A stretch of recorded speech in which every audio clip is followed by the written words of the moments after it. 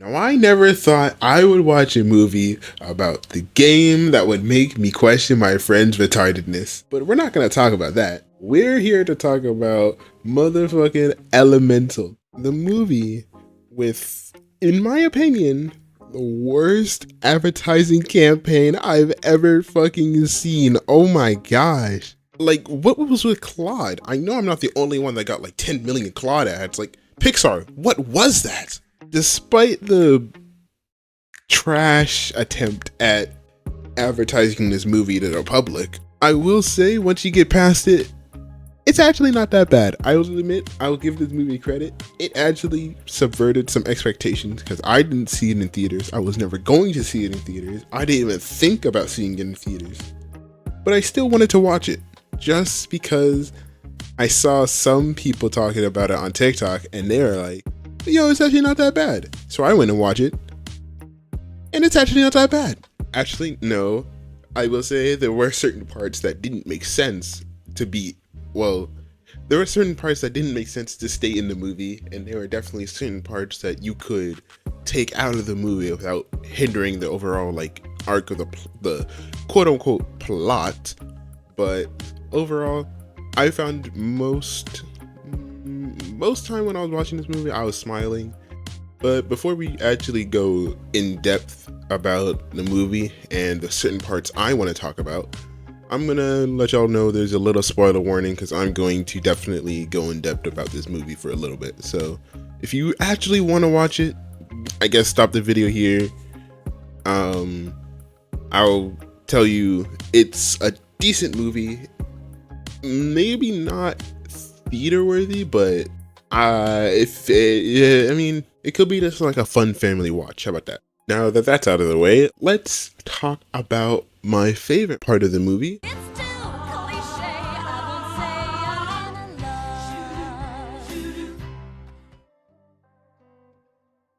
Now, I thought this movie was just gonna be for kids, not for people who wanted to see a motherfucking cliche trope done in a spectacular way. What? Where did this come from, Pixar? You couldn't advertise this instead of Claude? Hello? I don't know, man. But anyways, this stuff made no sense while I was watching. I was so like captivated by their love story. I forgot I was watching a dumb kids movie. I was like, bro, oh my god, bro. This movie actually like left me a little bit in tears. I wasn't like bawling my eyes out, I swear. I was just kind of like a tear. I felt a tear in my eye when I finished the movie. I was like, that was kind of beautiful. Kind of. There's still some flaws in there, but like the overarching love story plot with the opposites attract, it was done very well in this movie. Not because obviously they're fire and water, they're gonna be opposites. It's a love story, so they're gonna end up together. But it was just the way the pacing of how they ended up together felt really nice, and it didn't feel rushed at all. Maybe towards the end, towards the conflict, it did. But the part where Ember went to Wade's house, it really felt real, and it really felt like they both found more parts of each other to love and shit. It was just really amazing. The ways that the characters would look at each other with such, especially Wade, the way that he looked at Ember throughout the entire movie, I'd say it looked like it was just so full of just like, it looked like he was in awe every time he saw her. And every time he would be around her, I guess he would light up too. Not because of the reflection, that might be a dumb pun, but it's whatever. But anyways, the feelings between these two just felt so natural for some reason and so real that by the end of the movie, I believed that both of them fell for each other despite their differences. So I will commend Pixar on that during this movie. I really found that truly believable, and they did a great job.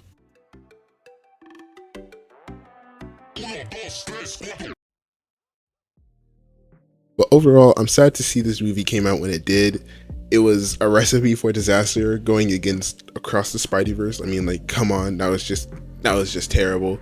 But overall, this movie, in my opinion, it should have been on more people's radars. It was on my radar from the start, but I wasn't gonna go see it in the theaters, so that's just on me though. I should have gave this movie at least like a chance. But it did actually, the numbers do show that, what was it, internationally? I looked this up a while ago, but it said like internationally that the movie did better than Across the Spider-Verse, which I mean, shit, that's not that bad.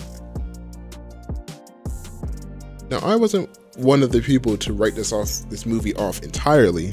I just thought there were better things to see at the time, which there definitely was. Across the Spider-Verse was like across the hall from this movie in my theater, so I went to go see that instead. But enough about this movie's success. Let's talk about the cons, and then I'll wrap this video up with the rating and all that. So while watching this movie, and after going back through it and nitpicking a little bit, I've come with 3 major cons, or flaws if you will. I've come up with 3 major flaws. Flaw number 1. Yeah, we'll say this one first. Flaw number 1. Rushed climax. Now, you might be looking at me talking about, look, I thought the climax was pretty good. I thought the climax was pretty decent. It wasn't too fast, and you'd be right. It wasn't too fast. It was alright, but that's it. It was just alright. The climax to me felt like they didn't have any other part of the story to like continue on, so they just brought back the dam a second time as a plot point just because like the characters needed to fight over something. Well, because Ember needed to go back and prove herself to her parents, you know. But then my problem lies with, why did they go through all the trouble of testing the glass in the first place with Gale and the team? I don't understand, like, what? They hit it with a hammer, but then it breaks anyway? They hit it with a hammer once, say, yep, that looks good to me, and then they just leave it alone for the rest of the movie until it wants to come back when they need it to, so that the characters can reunite. And then, you know, that was the one part to me that I didn't like. Now, flaw number 2 for me would be the characters' conflict, which, in my opinion, obviously, this is all my opinion. If you don't like it, I'm sorry, I guess. I don't know. But yeah, in my opinion, the characters' conflict seemed a little dumb. They literally just had an intimate moment where they realized they could finally like hold hands and hug and stuff like that. But then Ember is going to go back on her character development and just install in her mind again that she wants to run the shop. Like, what? They literally had a whole discussion of this isn't what you want, and then Ember just goes back on it, and she just and then literally in the next scene she looks fine. I mean, yeah, she has like a doubt of like a split second of not grabbing the flame, but she was literally about to do it if Wade didn't show up. So it kind of just rubbed me the wrong way. And then also, like, that's what Pixar always does. You always have something nice going on, and then Pixar just throws in a conflict just because every movie needs a conflict now. So that also ticked me off as well. And then flaw number 3 would be how fast they fell in love. Now, like I said earlier, the romance between these two, it feels real. But the speed at which these two fall for each other doesn't. You see, like, because they go in the balloon thing, right, to go and plug up the dam with the sandbags, right?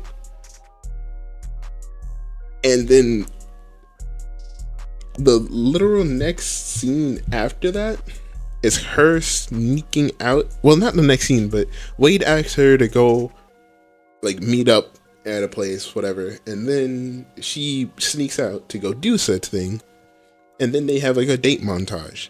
That is the next day. So you're telling me that was their third interaction for real, because they She chased him throughout the city to get the things back. And then, let's see, I'm trying to recall the movie a little bit. But she chased him through the city, didn't get the thing in time, went to go see Gale. Then they went to a Windbreakers game.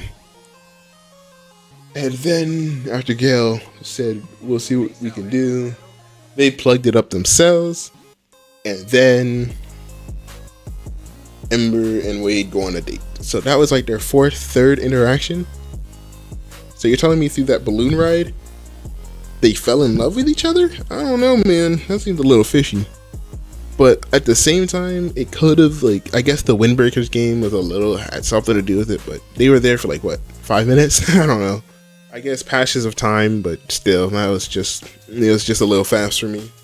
Overall, I would give this movie a solid 7.1.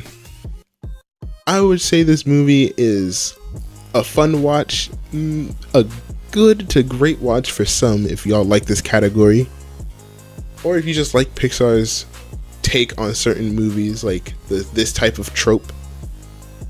But overall, this movie, again, has its flaws. If you can make it past the flaws, yeah, it's just a fun watch in general.